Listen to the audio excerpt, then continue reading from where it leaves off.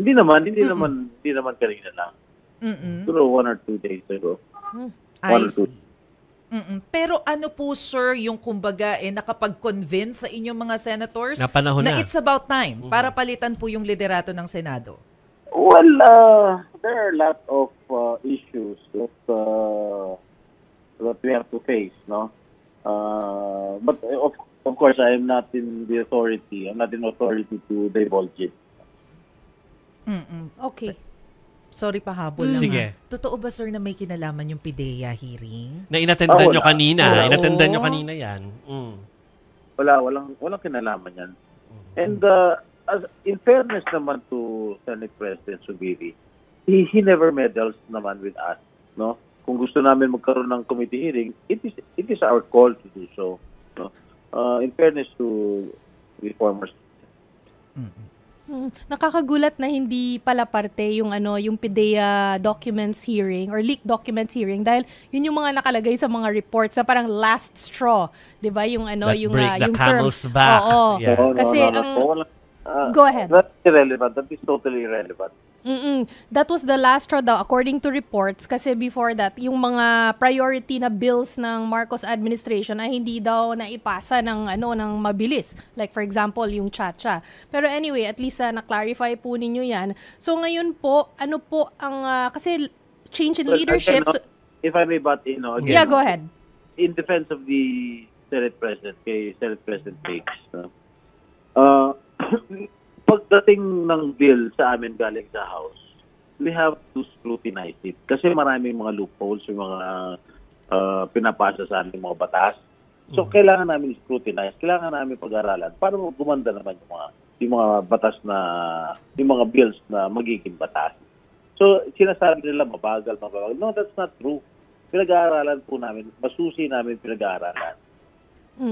So, ibig sabihin ngayon po ay lahat ng committee ay bakante, no? Kasi change leadership, kung hindi ako nagkakamali. So, if this is true, what other implications pa po ang aabangan po natin dito? Or what does it mean ngayon?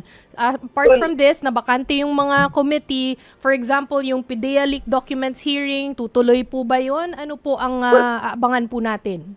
Status ko yung ibang committees. Doon lang sa mga senators na nag-resign, no? Katulad ni Senator Nancy, she resigned as chairman of the Accounts Committee. Si Senator Angara, who resigned as the chairman of the Finance Committee. Sino pa ba? Lauren, who resigned as her position as Senate President Pro Tem. Yun lang naman. Senator Jinggoy. Senator Joel. That's majority floor leader.